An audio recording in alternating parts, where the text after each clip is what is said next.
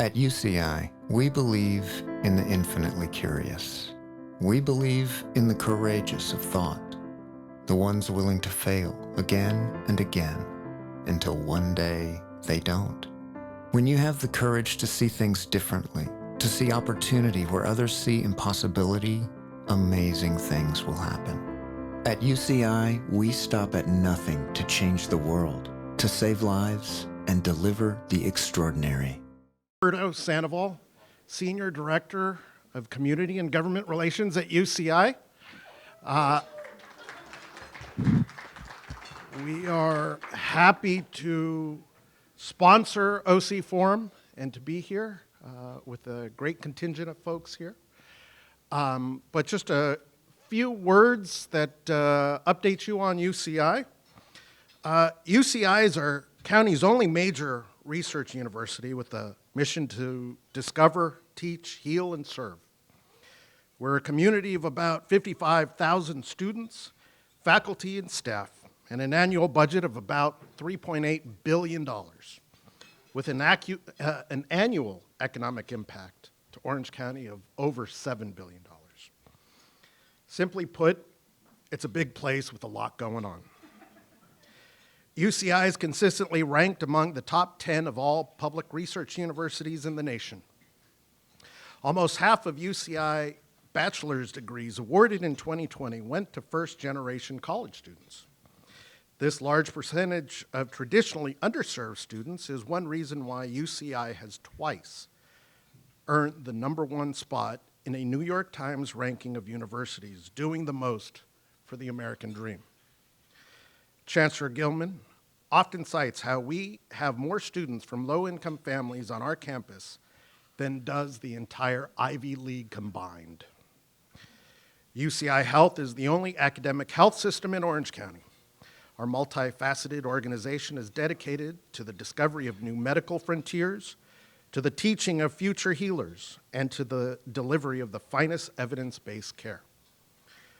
We are unique in our ability to provide the most compassionate health care because we're driven by our passion for innovation, grounded in the best medical and scientific knowledge.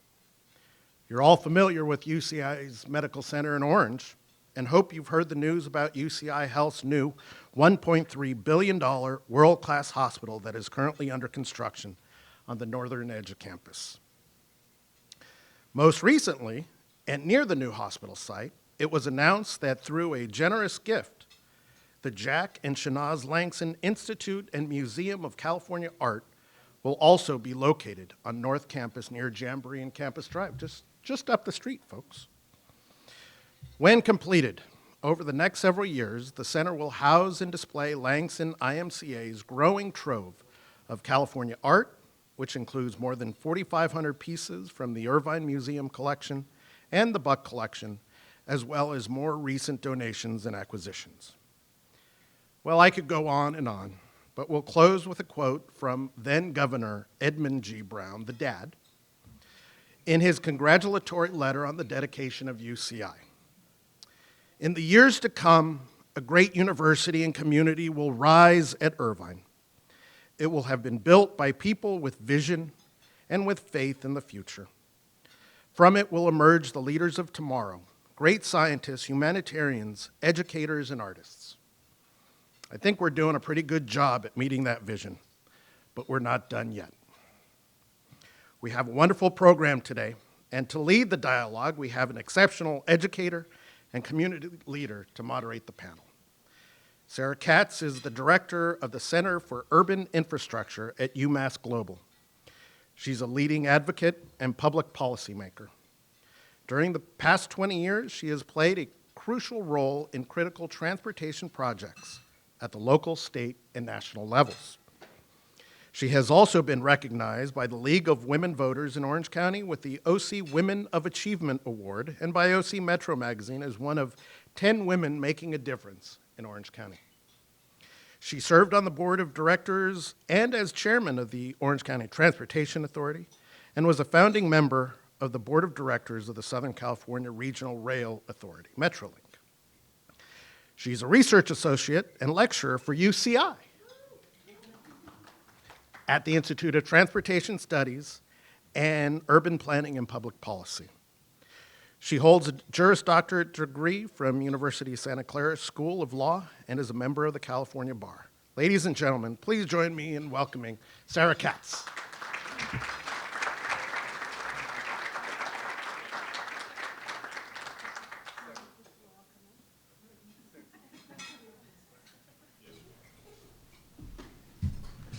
Thank you. I'm going to invite all the panelists to come up and then I'll do introductions.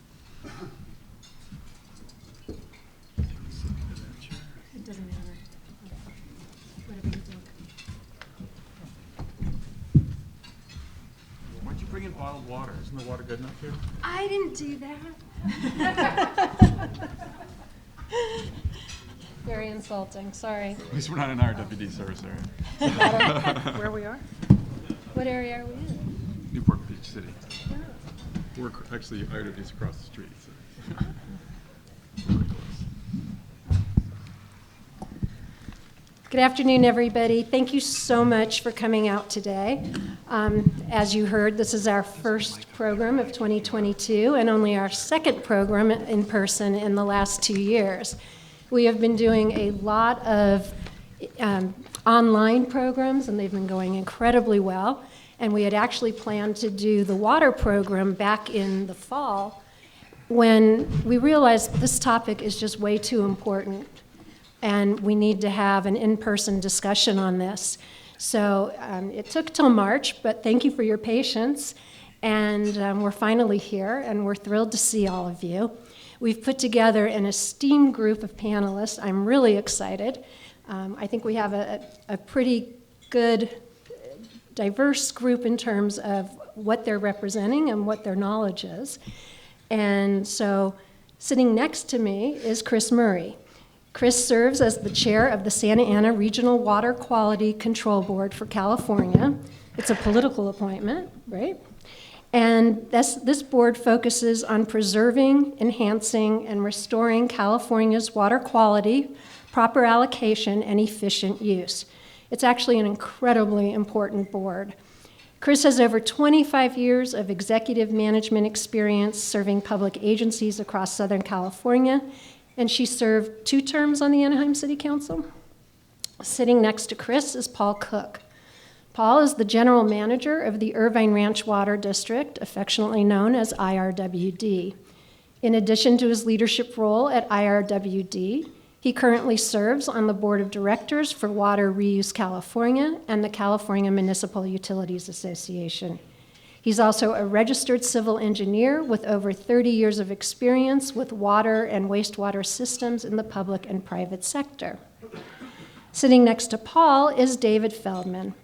As director of Water UCI, Dave oversees projects on California's water resilience portfolio, contaminants of emerging concern, and education and outreach activities. He also served as the lead author for a U.S. climate change science program reporter on climate and water and was co-principal investigator on an NSF Partnership for International Research and Education project with Australian universities on water reuse. And then our last panelist is Mike Marcus, who's the general manager of the Orange County Water District, or OCWD. With over 40 years of experience, he is known for his large project implementation and water resource management expertise. And this district has received so many international awards for their innovation and the transformative projects they've put together. He currently serves as the general manager of OCWD, which provides high-quality water for over 2.5 million residents in North and Central Orange County. So I've just given you a bunch of acronyms and a bunch of things. So I want to start out with Mike.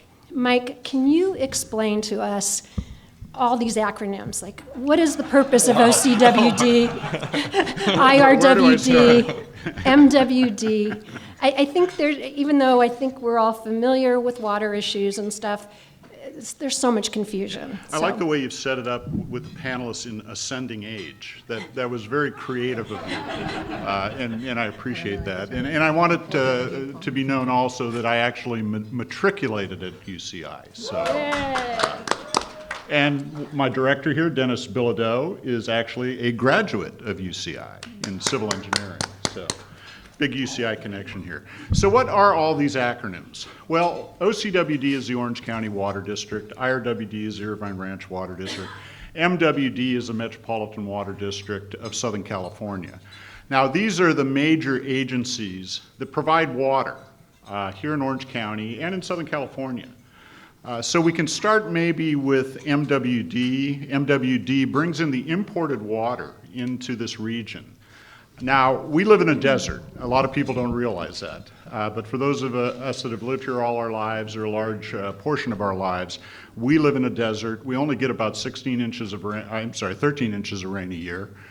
This year, we've only received about 6.7 inches. So we are highly reliant on outside sources to fill our water demand. So Metropolitan Water District actually imports water off of the Colorado River and from Northern California. So when you hear about imported water, it's that water from those outside sources that come into Southern California to provide the major source of water. And so Met can be looked at as the wholesaler of imported water. Here in Orange County, OCWD actually is a groundwater manager. So we manage a very large groundwater basin in central and northern Orange County. And we can be looked at as a wholesaler of imported water.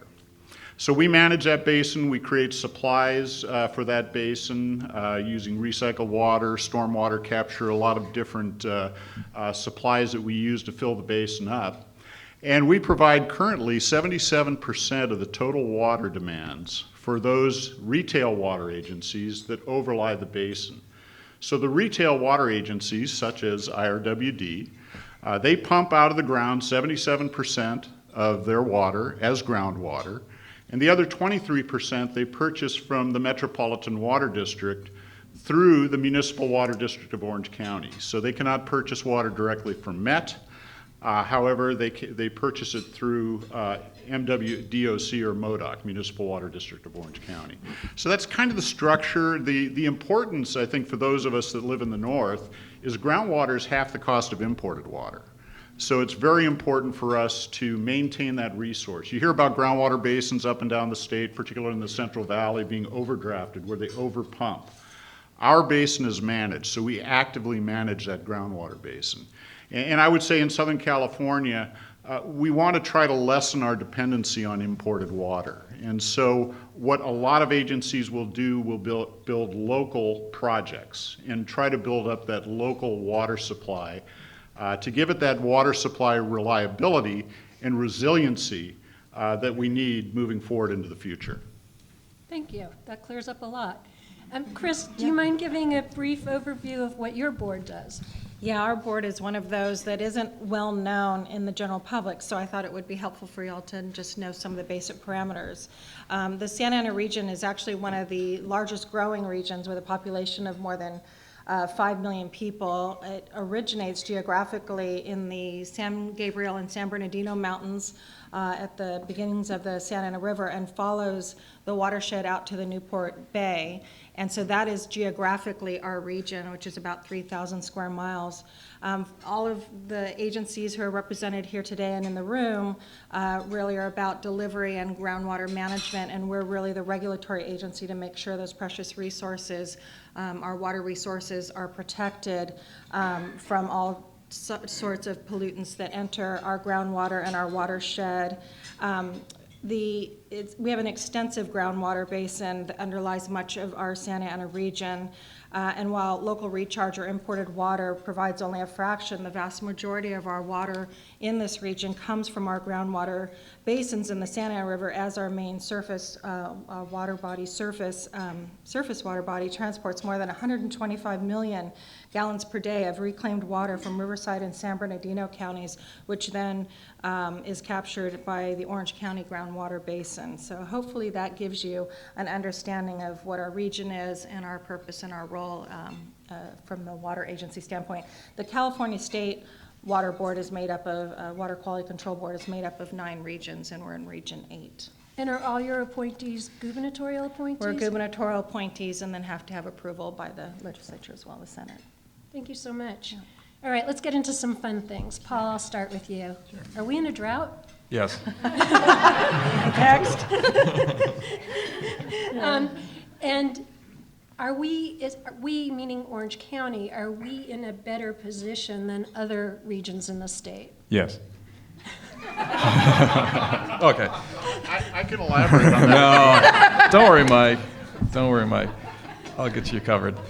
Yes, we really are. And this isn't the first drought we've been in, and the whole Orange County area has really been a leader in being ready for the next drought, Irvine Ranch Water District certainly has been a leader in many ways I could name off, but our rate structure, the recycled water system that we put in place starting in 1967 for non-drinking water purposes, irrigation purposes, the level of efficiency that is built into, I know RWD's efficiency, but for our customers is extremely tight.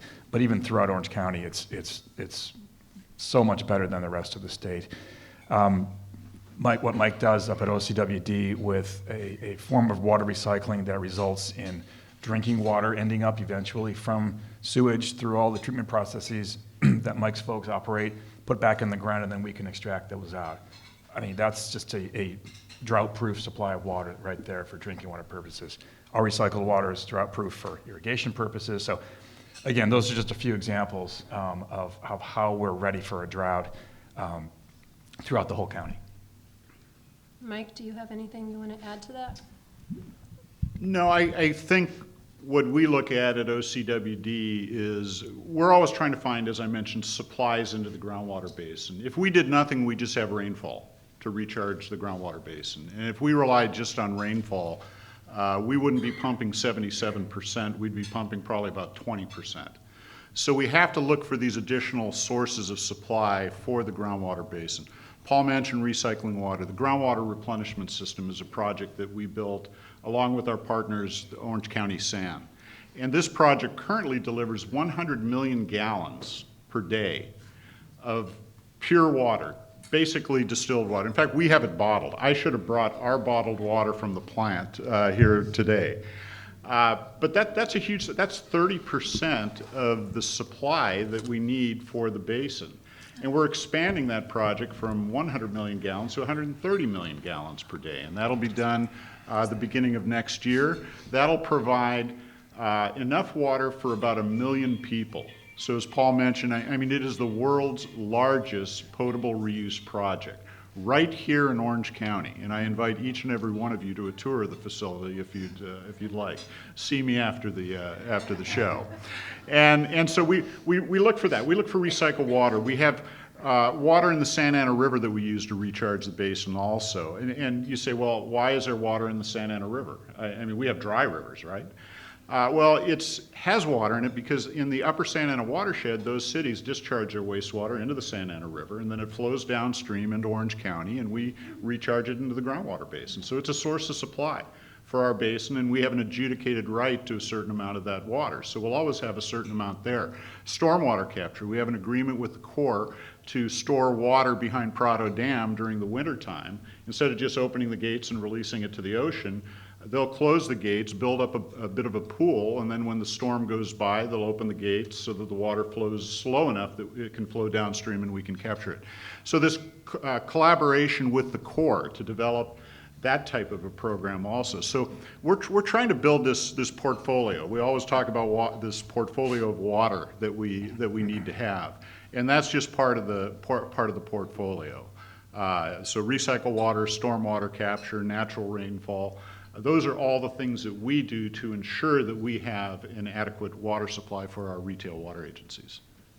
2 points before we move on. First of all, I've been on that tour of the OCWD, and it is so well worth it. And I think Mike was being very sincere when he was inviting each and every one of you to take that tour.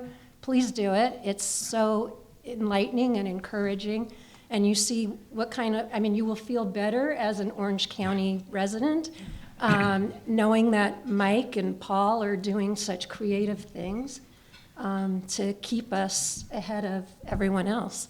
Yeah, So- these programs have really become innovative standards and models for the entire nation and are looked to and are being replicated across the country. So we really, really thank you for your leadership, because protecting and all of our resources and managing that groundwater replenishment program is going to make us sustainable long into the future with all of the drought conditions and climate change that we're experiencing.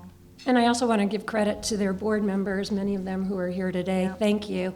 And a lot of you have longevity. I hope none of you ever retire. No, and that's a great point too, because we point to our board also.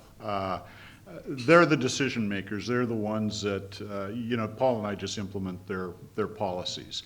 But you can take a lot of political heat for these types of projects. So you really have to have strong advocates on the board to be able to move these types of projects forward. In fact, Director Bilodeau, I think, who's 20 years on the board, 22 years on the board, he was a brand new board member when we took the vote to move forward with the project. And it was, I'm sure for him, very difficult, being a newly elected official, to have this big project, which was not without controversy. I mean, we paint a beautiful picture of all these things, but it was somewhat controversial, and I'm not looking to my right at all. I'm looking in the middle of the room.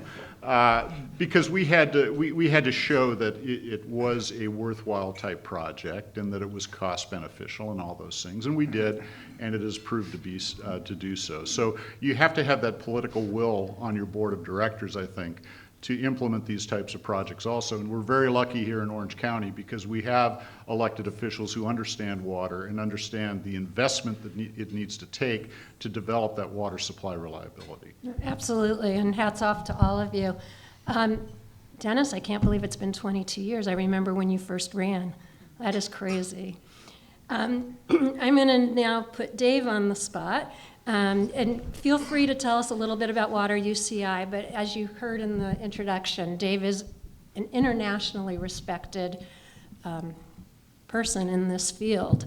But one of the things I want to talk about now is climate change. How should we be adapting to it, both on a local level and a state level? And I'd really like to hear from all of you, but Dave, if you could lead us off. Well, I think this is a good segue, and certainly what we've heard from Mike and Paul, I think is a good start. Make no mistake about it, climate change is real, it's occurring, it's not a future phenomenon, it's a present phenomenon. And one of the problems that we're going to be facing now and into the future is increasing droughts. We've already had a lot of that experience in California, but they're going to become a recurring phenomenon. Probably greater frequency and greater intensity. And one of the challenges that these panelists have been very much on top of is not only managing the dry spells, but the periods of possibly more intense, if shorter, precipitation that climate scientists think we're going to experience. So capturing, harvesting those rain events is going to be very critical. And our panelists, our agencies are really on top of this. How do we adapt to it? Well, locally, we are doing better than we are statewide. There are profound challenges. We need to continue to encourage reuse, not just for potable, but for non-potable uses. The more we reuse water, even for non-potable purposes, the more we conserve precious drinking water, high-quality drinking water. The more we can put underground to replenish our groundwater basin is all to the advantage. That's drought-proof storage for the most part. And of course, better, more aggressive conservation. More conversion to drought-tolerant landscaping where appropriate in the Southland. I've often said that we often think of our landscaping in Orange County as the appearance of Tuscany, even though our climate is more akin to northern Libya. So these are things that need to be accounted for. Also, greater adoption of rainwater harvesting systems were appropriate. Measure W in Los Angeles is a good example. And one of the things that I think is increasingly apparent about climate change locally is that a lot of the measures that are going to have to be taken will increasingly fall on multiple decision makers, not just local water agencies, but planning commissions, zoning boards, neighborhood covenants. How do we transition to more efficient water uses? And of course, individual consumers. One of the things that I often tell my students is we have to stop saying they need to do something about the water problem. We need to do something about the water problem. Statewide, in terms of climate change, the challenges only get more difficult. We have to remember that in addition to having large metropolitan areas, California also has a large and robust agriculture sector.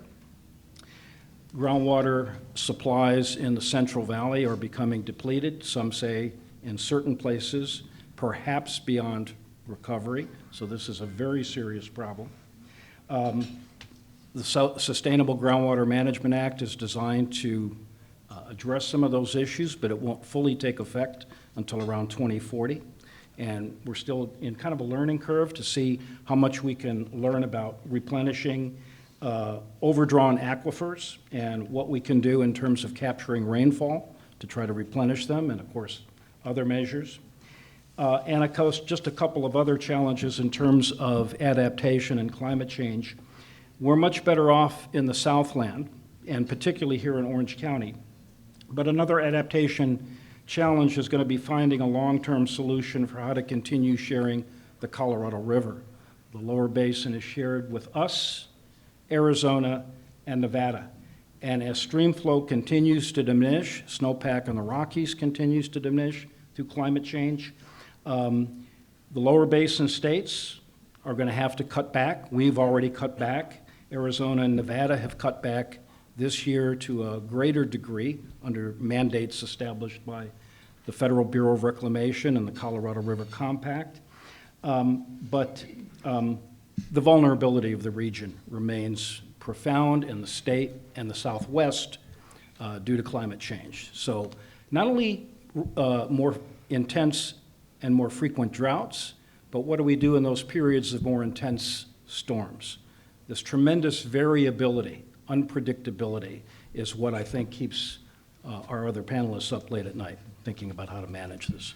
Mike? Yeah, I was going to just add in, just like David said, with climate change, we're going to see the storms when they come, they're going to be fewer, but they're going to be more intense. And that's quite a challenge for us because when it rains really hard, I mean, you look in the Santa Ana River and that water is just, flowing at extremely high velocities to the ocean. The one thing we're looking at to help combat that, working with the Army Corps of Engineers, was called Forecast Informed Reservoir Operations, or FIRO. And with this, we're working with scientists down at University of California, San Diego, through the Scripps Institute for Oceanography.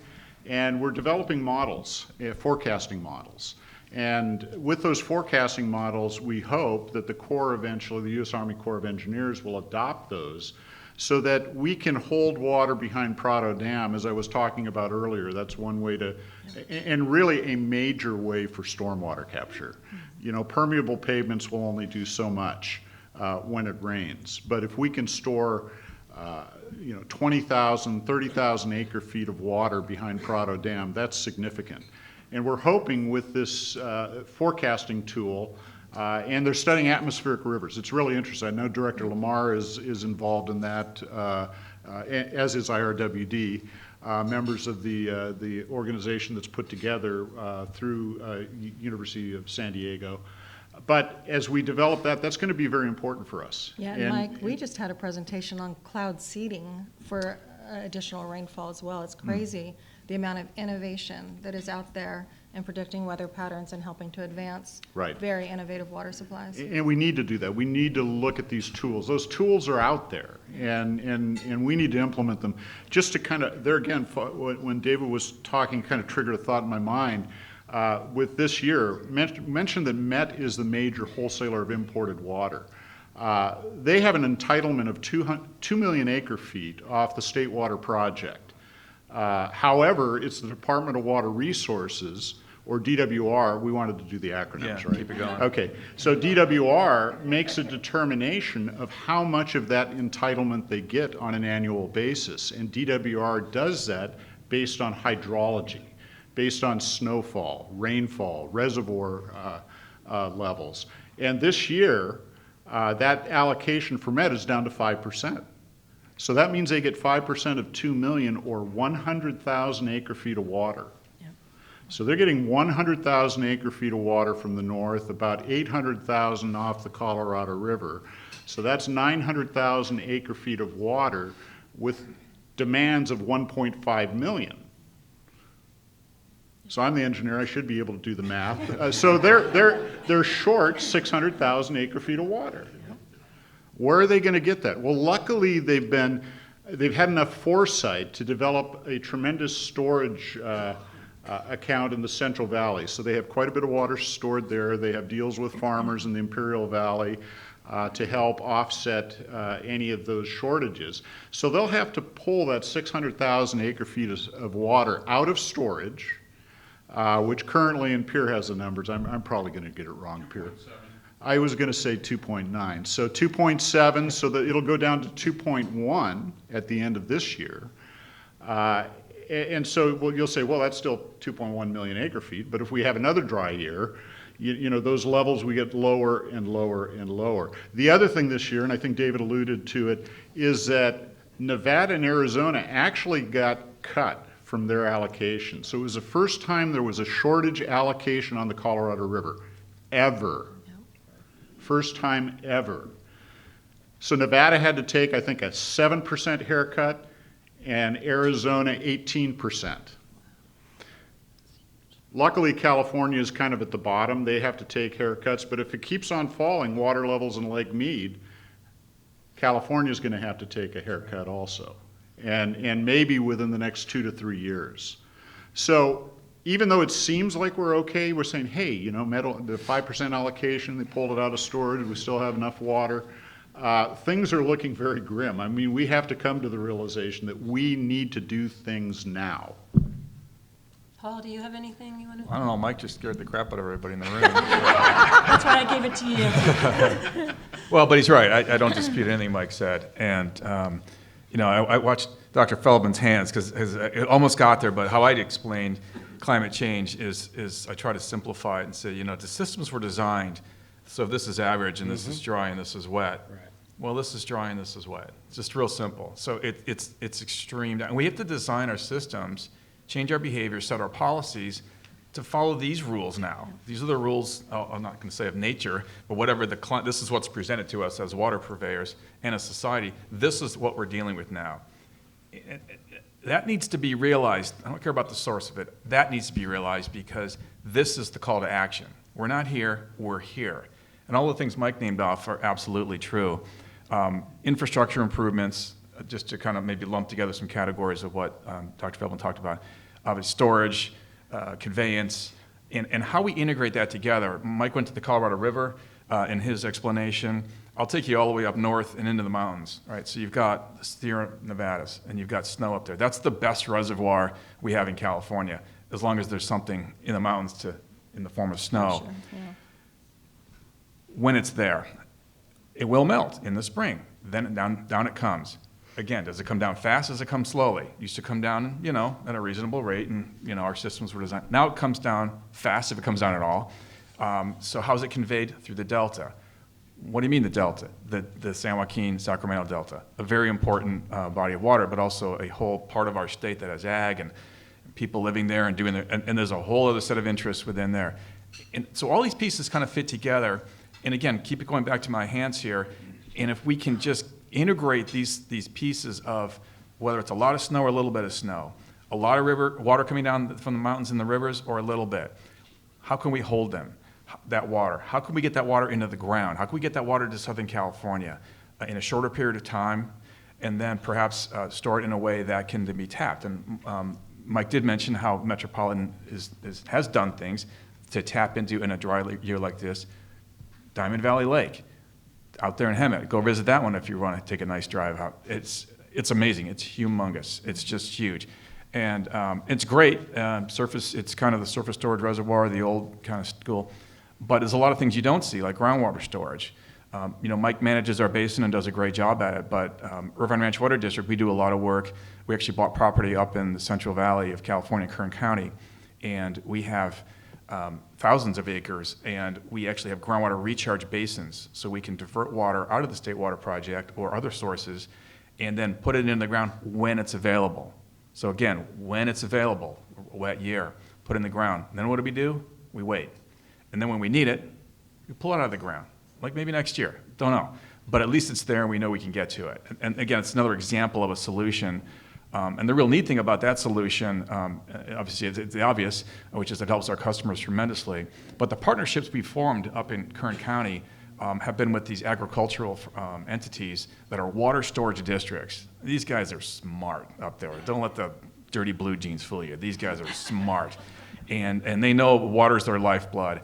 And they've gone to great lengths to form government agencies, build facilities to recharge and then extract, convey, all these things. And again, it's big business, and they do a great job at it. And we've been able to couple up what our needs are with what their needs are. So when they have a need for irrigating, say, that their crops, whether it's an annual crop or a permanent planting, which is the trees and all that, that's great. We can pull water out for them, but then maybe some other time of the year we can pull water out for ourselves, because when we pull water out for ourselves, it goes back into the canal, the State Water Project canal, down to Southern California through Met's system, and then we can kind of use Met storage as kind of our regulating. So that's just one example of another way of addressing this idea of integrating. When water is available, grab it somehow and put it someplace. So when it's not available, you have it and you can pull that source. And that, if real I may simple. tag along with that, that's such an important point, because so much is still being lost to the ocean and just being discharged out to the ocean and not captured in these very intense rainfall events that we're having. And so we have to get collaborative and creative and innovative in what we're going to do to address climate change. And I've been on the supply side. I was a Met director for 5 years, not quite a water buffalo, but worked among you in the ranks of delivery. Honorary. Honorary. But nonetheless, there's no question that historically agencies and all public agencies, we get a little siloed in our thinking. But with climate change being very real, the effects of it are here and now, we have to look at ways to open up, and how do we make sure that we are working together to seamlessly integrate all our programs to sustain all of our natural resources. This is fascinating. I don't know if this is supposed to happen, but I'm actually getting encouraged, not discouraged. So, We're optimists at heart. Chris, two things. One, I would hope you can give us the Reader's Digest third grade level of what cloud seeding is. And then I want to talk about desalination. I know your board has just been through a huge, long process of permitting. I don't know what you can or can't talk about, but whatever you can talk about, I'd like you to share with us, and then I'd love to hear our panelists' opinions as well on desal, and if it really is the right alternative. Well, on cloud seeding, I would encourage you to look it up, because it is happening nationwide in areas that are adaptable for it, and definitely happening in our region and across areas where it works. Scientifically, I'm not the right person to try to define it for you, so I would encourage you to Google away. But literally, the technology is there, and it's not significant amounts, but when we're talking about the disparity in supply and these drought conditions getting longer and longer, every tool in the toolbox is going to be needed. And this is mechanisms and a process that really helps to generate that cloud cover and that precipitation, and then they work to capture it as it falls too. So there's a way to create it, instigate or seed it, and then capture and store. And It's a very unique, and you folks may know more about as some of you, especially Mike being an engineer, about how it technically works. Paul's an engineer also. Yeah, Paul too. Recovering. Yeah. So I'll look to engineers to describe the technical aspects of it, but you can Google away. It's pretty crazy. Well, let's jump into desal. So desal is something I know a little bit more about, having, for anyone who was watching desalination hearings, some of our meetings went more than 14, 15 hours, many times, longer than that. So on April 29th, and this project, the applicant discharger is Poseidon Resources, so everyone in this room may be familiar with Poseidon, but on April 29th, our board, after years of hearings on the project and numerous permit approvals, approved their NPDES, which for those who are not familiar with all the acronyms, we'll all be good kids up here and spell them out, but National Pollutant Discharge Elimination System, permit for the proposed Huntington Beach desalination facility, which will be adjacent to the current AES Huntington Beach Generating Station, or HBGS. Poseidon proposes to modify and operate that station for intake and discharge of its desalination operations. The facility will produce an average volume of 50 million gallons per day of potable use through what is called a reverse osmosis process. And it is a new desalination plant in the state, and so the permitting process required our board to determine adherence to state water code, which requires determination that the facility itself is the best available site and uses the best available design, technology, and mitigation measures that are feasible and available. The guidance to make that determination is provided by the state board's ocean plan for operating desalination facilities. There's so much that goes into this, and it is very complex, and there's an awful lot of hearings that you can watch if you're really having trouble sleeping at night. But the analysis is very specific and detailed, and it took our staff years in working with Poseidon and their staff to make that determination. This was the first facility in the state to make the water code determination for a new ocean, using the new ocean plan guidance.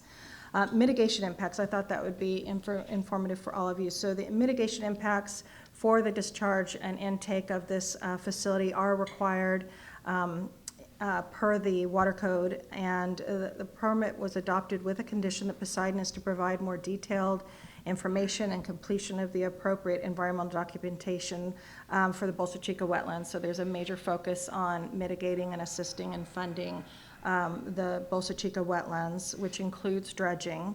They're also required to build an artificial reef in Palos Verdes, and I know that doesn't sound like it's right there in the current, but that is part of our watershed. It doesn't seem like it's so close, but it is part of the watershed for our region and impacted areas of our region. And then once they complete the action specified in the permit for the mitigation projects, they will come back before the Santa Ana Water Board to ensure that they were the best available mitigation projects and that they complied fully. So there's an awful lot that goes into making sure not just the approvals are there, but that we're working side by side with the discharger through the implementation of all of those mitigation measures, which do have tremendous value and benefit to our region. Next steps, Poseidon does still need to go before the Coastal Commission, and I understand that's going to happen this year, possibly as early as this summer. And they may have to go before the state's Lands Commission, AQMD, and other local boards, including Huntington Beach, for further permits and approvals. But that project, at least that a major hurdle for that project, was approved by our board last April. Thank you. I was just flashed the 3-minute warning sign. So this has gone by ridiculously fast. Yeah. But if I can hear from your colleagues on the panel, starting with Mike, yay or nay on desal? Oh, boy. How about we don't know yet? Okay. Our board has entered into a term sheet, a non-binding term sheet with Poseidon. We're going through an evaluation right now in how we would use the water. Right now it looks like we can't serve it directly, so we would have to inject the water into the groundwater basin, which adds tremendously to the cost. So staff is evaluating what that cost would be based on the old term sheet, which would, assuming they got through coastal, we'd have to see what a new term sheet looked like, look at the cost of it, and then present it to our board for its consideration. Dave? Yeah, so here I will make a plug for my center. We just completed a study looking globally at the application of desalination as part of the water mix. Israel, United Arab Emirates, Singapore, Australia, a number of other places around the world. Technically, we know it works, but there are questions about economics, about the mitigation of environmental risks, and about the governance and public acceptability that are very critical. And very briefly, by economics, I don't mean just the cost of per unit of water, but upon whom will those costs fall is a very important consideration. We've seen this worldwide when desalination is adopted. Those debates are encompassed in policies at various levels. From the standpoint of risk, not just brine disposal and entrapment and entrainment and the energy, energy burdens, but also how do you mitigate them and where do you site these facilities is a very critical issue. We've seen this even in places like Israel, which have bought off on desalination. There are still controversies over precisely where to site given desalination facilities, much like we've seen in California. Lastly, in terms of public acceptability, what we find is that the public, when they have been polled and asked in various societies, they want to know that all options are being on the table and have been exhausted, that not just desalination is standalone, but that other technologies have been integrated. They want to know that, that desalination is part of an integrated component of an entire water system. This is something that Singapore, for example, has had a lot of experience with. They do a lot of reuse, they do a lot of desalination, they certainly do a lot of rainwater harvesting. Australia as well. And they want to make sure that affordability issues are accounted for in commitments to going ahead, and that siting issues are taken seriously. So much of what we're seeing in California, it also resonates globally. And there are a lot of lessons for governance and implementation that we'll be able to share in our final report. Fascinating. Please share with us when it's complete. Paul, you're going to... Oh, I get the last word. Yes. This is awesome. I wonder how this will work out. So in a nutshell, Irvine Ranch Water District is opposed to the Poseidon Project in Huntington Beach. And that's a bit of a policy shift for us as of Monday night. Our board took a new position. By and large, because we had a position before that was, go ahead if you want to do that project, OCWD, other producers, but only if agencies like us or whoever is allowed to opt out. We don't have a need for this project. We don't want to have to pay for this project. So we made this policy shift the other night, frankly, because it's just, we needed to make it. We need to be more certain to audiences like yourself, where's RWD in this position? And let me just try to do this super brief, because I know we're running out of time here. We talked earlier about being less reliant on imported water, and I think that's not the right way to characterize this issue. Metropolitan, it's been a bad number of years here, but Met's never cut us off of water, particularly, okay, let's just say here in Orange County, right? Never cut us off of water, and frankly, anywhere in their service area. So to say we got to get off Met, to me, that is kind of like saying, well, God, I don't want to pay Edison, my bill anymore. I'm going to go build a generator in my backyard because, I'm off the.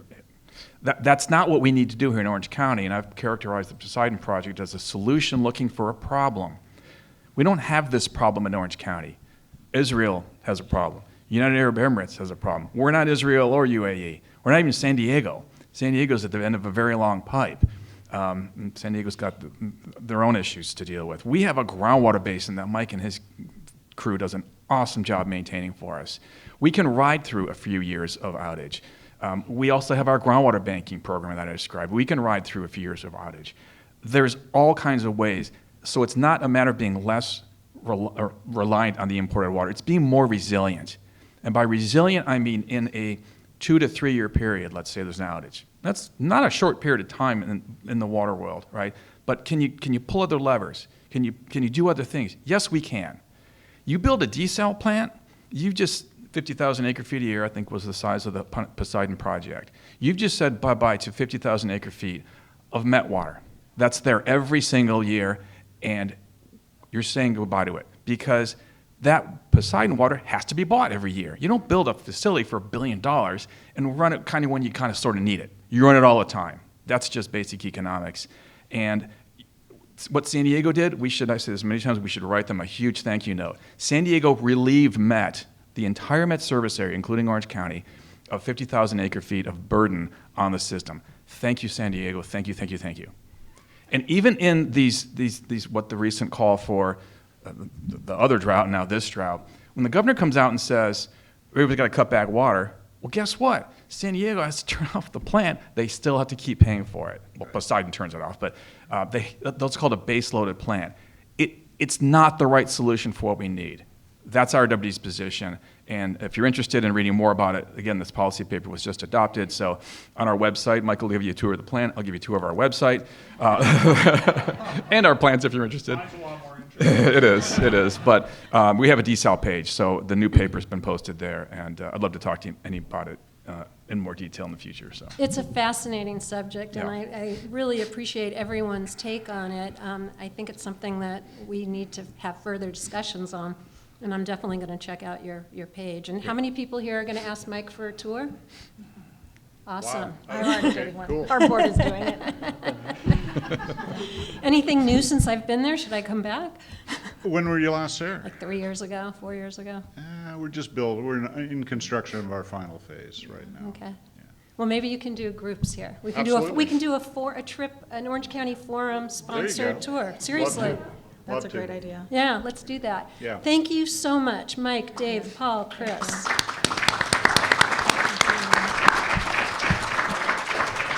I'm sorry we ran out of time. I had many more interesting things to ask you. Water can go for days. Yes, and cute.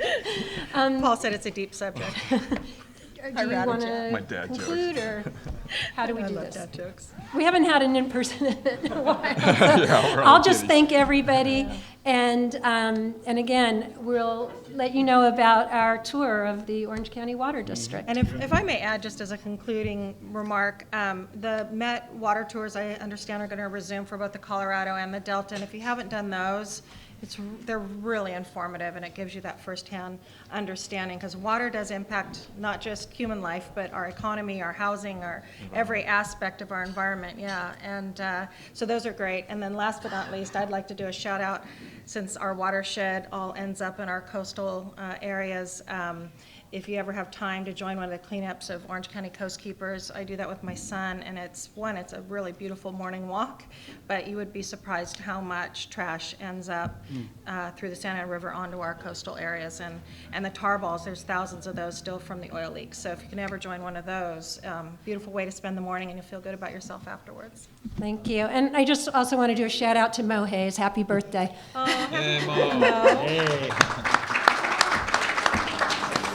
Thank you.